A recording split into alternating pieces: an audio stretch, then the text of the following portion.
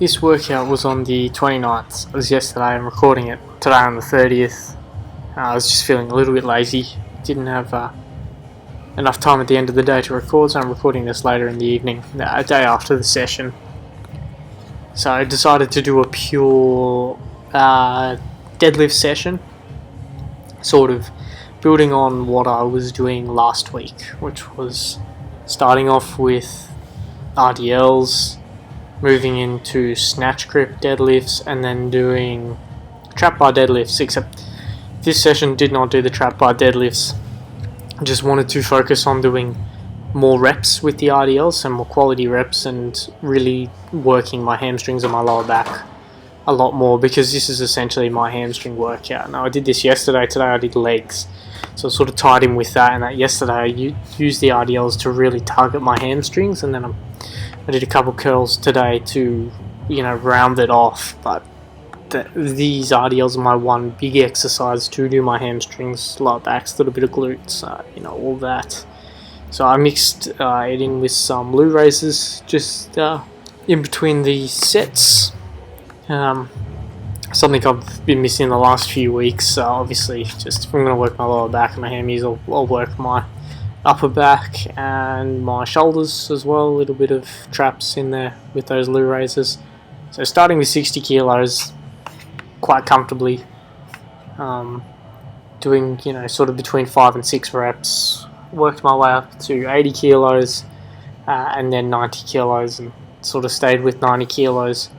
Wasn't going to go anything 100 or over, just because I wanted to have quality repetitions, and I didn't want to push myself too much for strength here.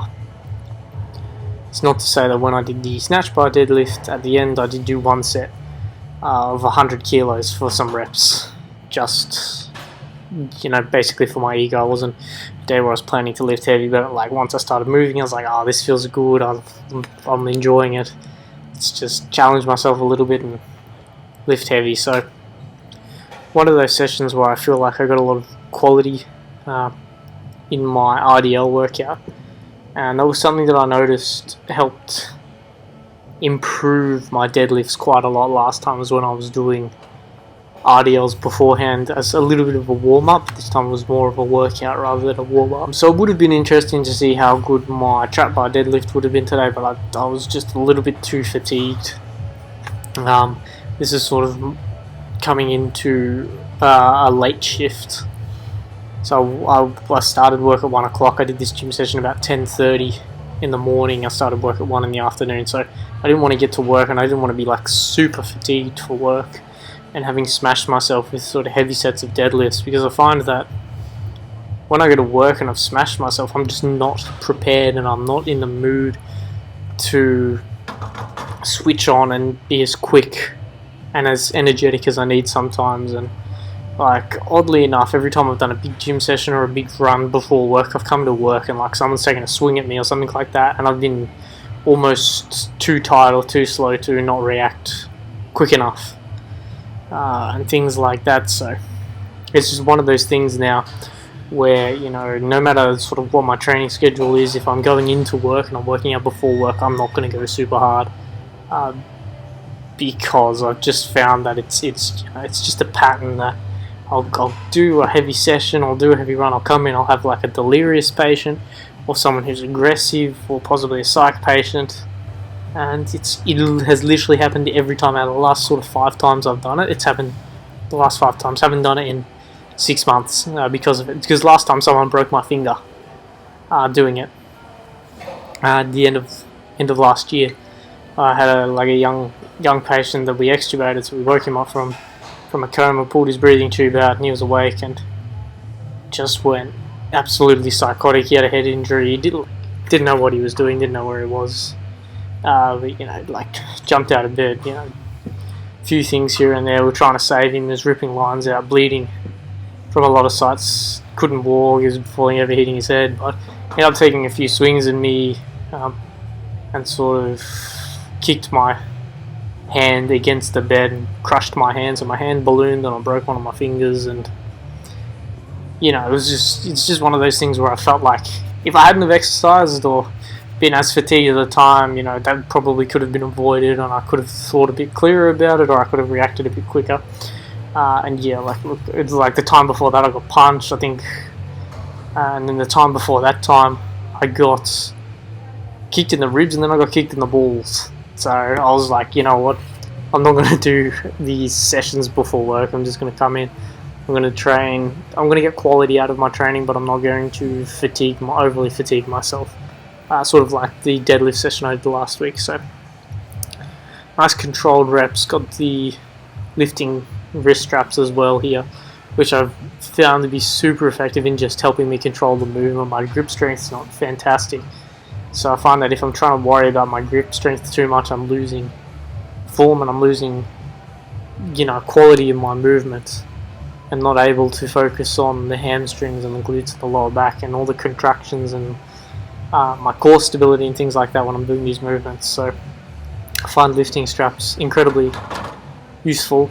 And once again, mixing in with loo raises, I feel like whatever lower back work I'm doing, I'm getting an upper back workout as well, and I'm warming up my upper back as well for when I do these trap bar deadlifts. Not trap bar deadlifts, sorry, snatch grip deadlifts, where at a period I feel like I'm using my lats and I'm engaging my lats a lot more than a traditional deadlift. So it is nice to be able to warm up the upper back and the shoulders, just before doing that kind of lift. So everything in this work gets sort of tied in a little bit together. And yeah, look, after doing these RDLs, I did notice that once I was doing the snatch grip deadlift, I was able to just get into that motion really quickly. I wasn't struggling as much.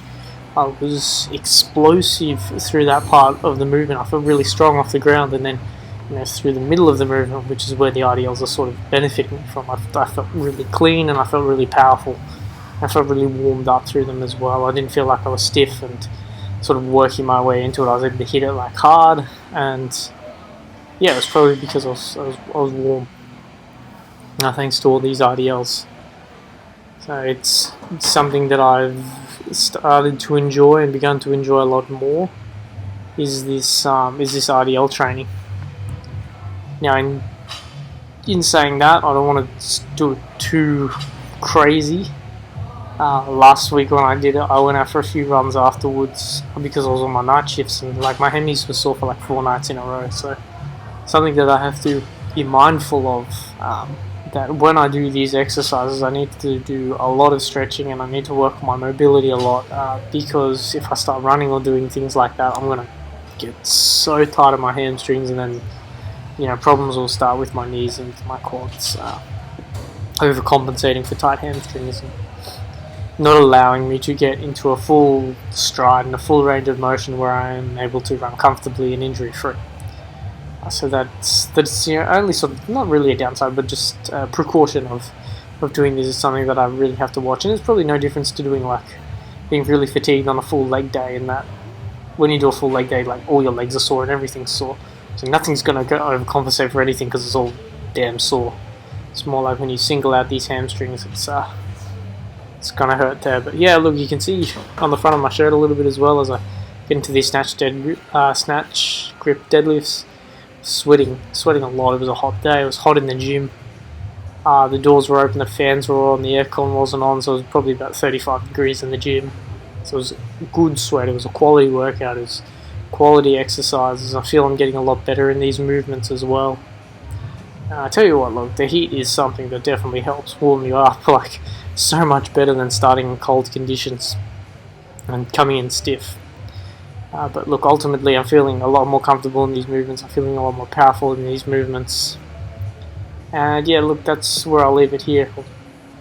Now go on to doing my cut for my next training vlog, which I did today, which was legs, and it was just some short sessions of leg training that I want to put in there. I don't have too many thoughts or anything to put behind those. It was pretty standard for me. It was hitting all the main muscle areas plus doing a squat. So cheers, thank you very much. I'll see you in the next one.